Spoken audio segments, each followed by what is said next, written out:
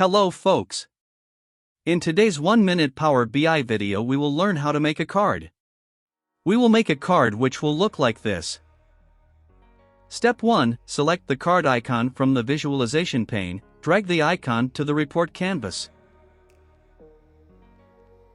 Step 2. Select region from the fields, then drag and drop region to fields.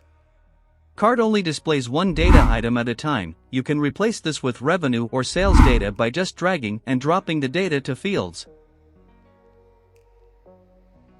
You can also make different cards by simply selecting the visual and pressing Ctrl+C and Ctrl+V. You can copy-paste multiple times.